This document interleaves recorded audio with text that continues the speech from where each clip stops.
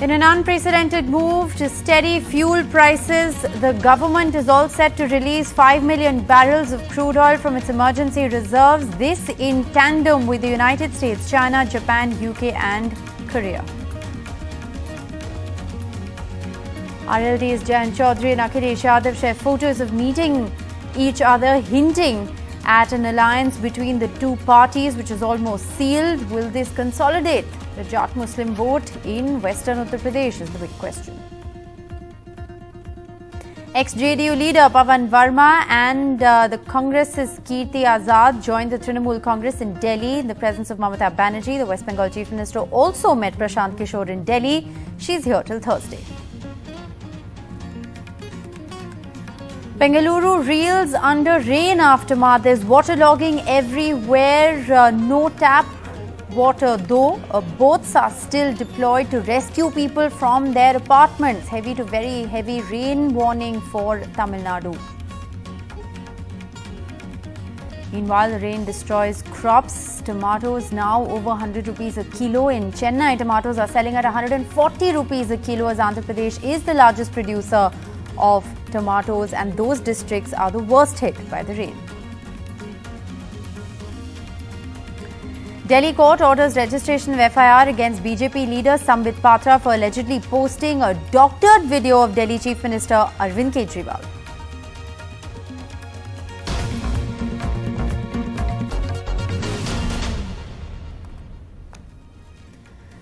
Hello and welcome. You're watching NDTV 24/7. I'm Rishika Barua. In an unprecedented move, for the very first time, the government of India is going to release 5 million barrels of crude oil from its strategic petroleum reserves. This release will happen in parallel and in consultation with major global energy consumers, including the US, China, Japan, UK and Korea.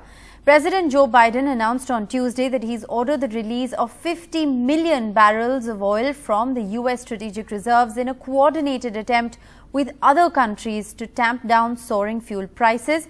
This release will be taken in parallel with, of course, the major energy giants. This is a bid to control the inflationary pressures. The government of India, remember, already reduced the central excise duty on petrol and diesel by 5 and 10 rupees. This was, of course, followed by the reduction in VAT by state governments. Well, on to the other big story. We're tracking heavy to very heavy rain is predicted in Tamil Nadu for the next 3 days starting Thursday. This is a warning that starts from Thursday. Very heavy to heavy rain is also likely in parts of Kerala and Andhra Pradesh from the 26th of November. But meanwhile, remember, rains have ravaged havoc in Tamil Nadu with heavy to very heavy rains forecasted for the coming days as well. Crop damage has been huge and the damage to livelihood and property as well. Here's a report. Over 50,000 hectares of standing crop has been battered by copious rains in Tamil Nadu that got 68% more rain this monsoon season. In Nagapattinam district, Rasappan has lost his ready-to-harvest paddy in 15 acres. நான் எப்படி நான் கடன் கொடுக்கறது எப்படி சாப்பிடுறது நகை நட்டெல்லாம் பேங்கில் கிடக்கு இந்த நகை நட்டெல்லாம் மீட்டுக்கலாம் ஒரு வருஷம் சாவடி பண்ணலாம் இல்லைன்னா நிலம் தரிசாக தான் கிடக்கும்.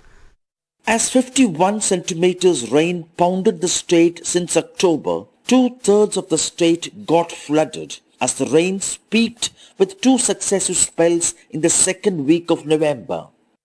The worst hit, Chennai, Viluppuram, Kadalur in the north, Kanyakumari and Thoothukudi in the south, and the Delta region in central Tamil Nadu. A central team is on a 4-day visit to assess the damage as the state has sought a 2,600 crore relief. Cuddalore மாவட்டம் புயல், வெள்ளம், வறட்சி, tsunami போன்ற இயற்கை பேரழிவினால் பாதிக்கக்கூடிய மாவட்டமாக இருக்கிறது. நிரந்தர தீர்வை நோக்கி ஏற்பாடு செய்ய வேண்டும். ஆகவே இயற்கை பேரழிவு பாதித்த மாவட்டமாக அறிவிப்பு செய்து பேரழிவு பணிகளை துவங்க வேண்டும் என தமிழ்நாடு விவசாய சங்கத்தின் சார்பாக கேட்டுக்கொள்கின்றோம். The Chennai Corporation says they are better prepared now. Repair works over the last week, they say, will ensure minimal inundation at chronic low-lying hotspots. We have actually tried a number of methods in order to ensure that alternate ways to pump out the water, other than the pumping out through the motors to drain out the water. We have actually examined and we have taken up a lot of steps also in this regard. The state braces for its fourth spell of rains from Wednesday, even as its reservoirs are overflowing and waters from neighbouring states compound the crisis. With enough waters for drinking and irrigation, for once, people here want the cyclonic circulation to fizzle off. In Chennai with Suresh, Sam Daniel, for NDTV. Meanwhile, there was no rain in Bengaluru and other parts of Karnataka today, but there's no respite from the flooding. As water recedes, the situation in the affected area still remains far from normal. Maya Sharma with this report.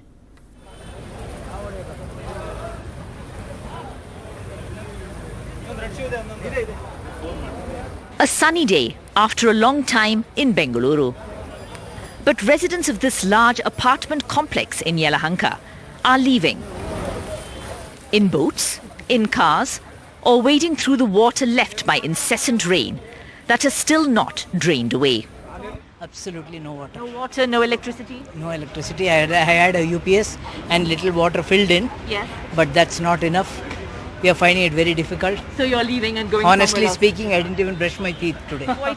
Temporary measures like this, the breaking of the compound wall to make sure that the water can in fact leave the apartment complex. Chief Minister Basavaraj Bommai, who spoke to the Prime Minister about the flood damage in the state, visited the apartment complex. We are all clearing it, and we are taking a lot of permanent measures like making main drain clear and building new drains. The 25-year-old apartments house thousands of people and is built close to the Yelahanka lake bed. Encroached lake beds and blocked stormwater drains have seen repeated floods in this landlocked city. The Jawaharlal Nehru Centre for Advanced Scientific Research, also near a lake, saw water entering the labs for the very first time. Damage is still being assessed at the Multidisciplinary Research Institute. The lake is now, just showing its presence right in the campus. So the campus itself looks like part of the lake itself. But first time we have had the water entry into the lab, and that has caused a lot of damage. Problem is with respect to the samples, particularly the biological samples. And besides that, we have very sophisticated instruments all around the campus here. And some of the sophisticated instruments are now have seen, water levels and also moist conditions, which are not good for the health of the instrument. The Manyata Tech Park was also badly flooded and also built in a very vulnerable spot right in a valley. This is certainly not the first time that landlocked Bengaluru has seen flooding. The reasons: buildings coming up on lake beds, coming up on storm water drains, encroachment of these lakes and drains causing that flooding. The Chief Minister has promised permanent solutions, and the residents of the city can only hope that will actually happen. With DM Kumar, Maya Sharma in Bengaluru for NDTV. And heavy rains in the southern states has sent vegetable prices skyrocketing. Tomato, which was selling at 40 rupees per kg, has shot up to 140 rupees a kg in Chennai in just 3 weeks.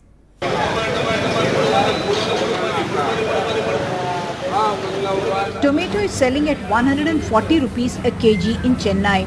Can you just believe the rates of tomato is 140 rupees per kg?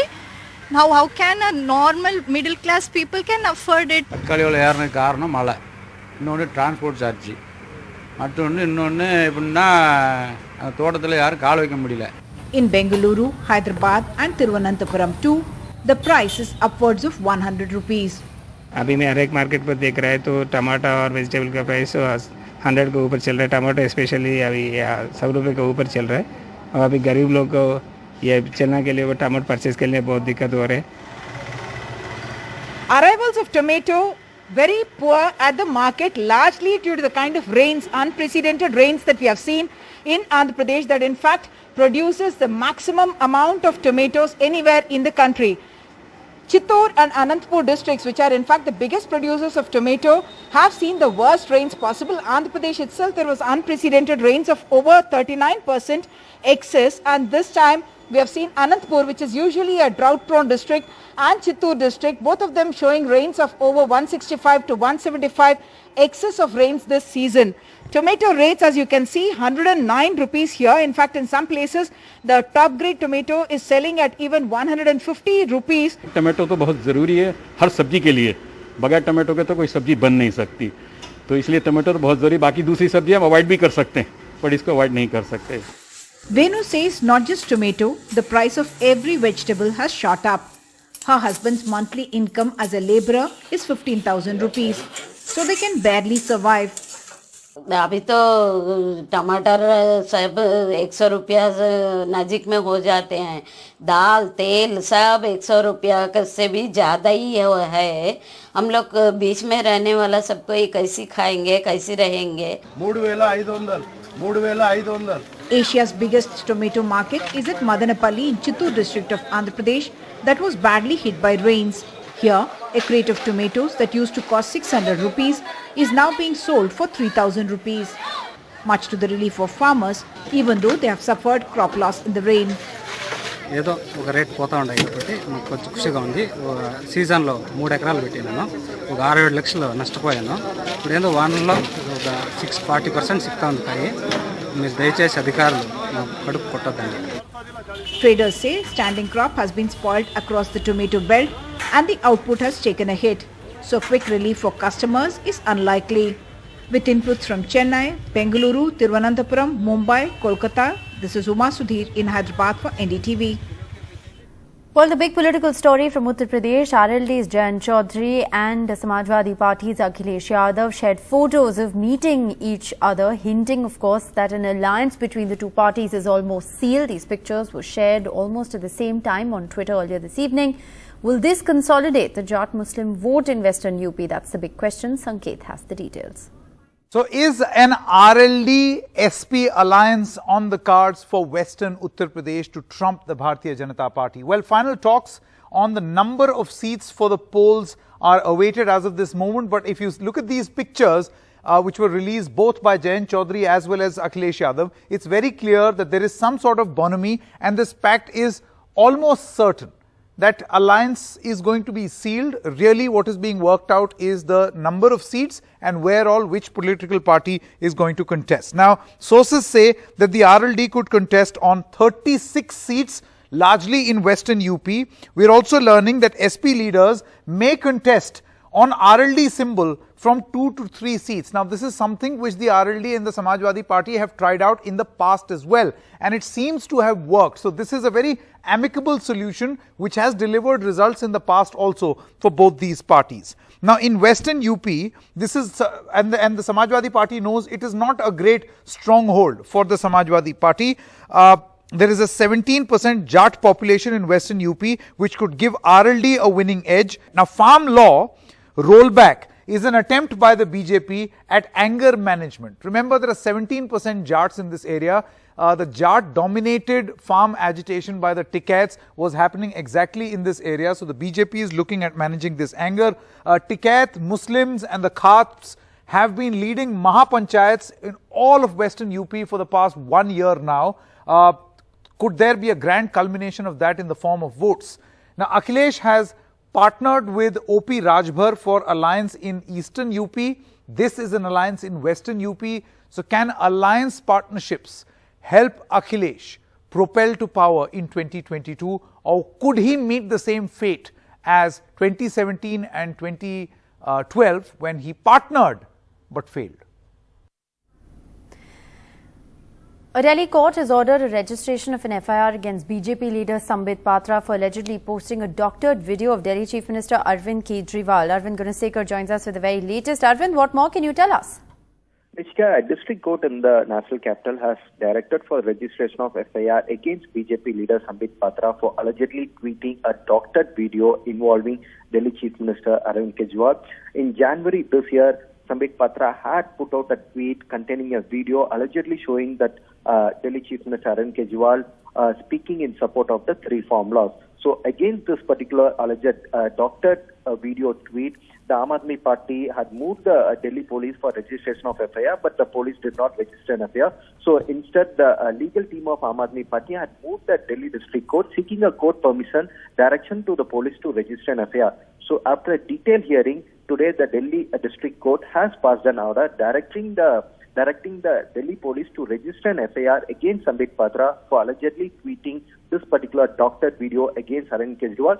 So the Aam Aadmi Party legal team has leveled allegation that through this particular doctored video, Sambit Patra is trying to mislead the country and also citizen, and also the Aam Aadmi Party wanted a strong criminal action against Sambit Patra. So the court has directed the Delhi police to register an FIR against Sambit Patra. Welcome back. News that is just coming in. It's a sea of red in the cryptocurrency trading. Bitcoin is down 17.45%, Ethereum down almost 15%, and prices have crashed post the news that India is all set now to bring in a bill to prohibit all private cryptocurrencies, with of course certain exceptions, and this bill is going to be tabled in the winter session. Arvind Gunasekar joins us with the very latest. Arvind, what more can you tell us? Yeah, Rishika, like you explained, the prices of the cryptocurrencies have crashed after the news that the government is planning to introduce a bill banning the cryptocurrencies, all the private cryptocurrencies in the upcoming winter session of the parliament. So like you mentioned, the prices of Bitcoin has gone down somewhere to almost 15 or 17%. It's a big red throughout the entire chart of the cryptocurrencies after the news emerged that India will be moved to ban all the cryptocurrencies. But interestingly, the same kind of bill, the bill that is reflecting for the upcoming winter season, the same bill or the similar kind of bill was also listed for introduction in the budget session of earlier this year. But the government, though listing it for the introduction and moving the bill in the parliament, but that was not moved in the budget session. So we have to wait and watch whether the government will be moving the cryptocurrency bill in the upcoming winter session of the parliament, because also it's very important because few days back, Prime Minister had a high-level meeting with all the stakeholders from the government officials regarding the cryptocurrency. So government sources are saying that, hinting that the draft of the bill is already finalized and that the consultative process is also over. So very soon in the upcoming winter session of the parliament, the government will be moving the bill to ban all the private cryptocurrencies. So as a reflection of that, what we are seeing on the market is the prices of all the cryptocurrencies have crashed. All right, repercussions being seen in the crypto market there after the announcement that India is going to be tabling this bill has in fact trickled down. Thanks very much, Arvind. That's a story we'll continue to track here very closely.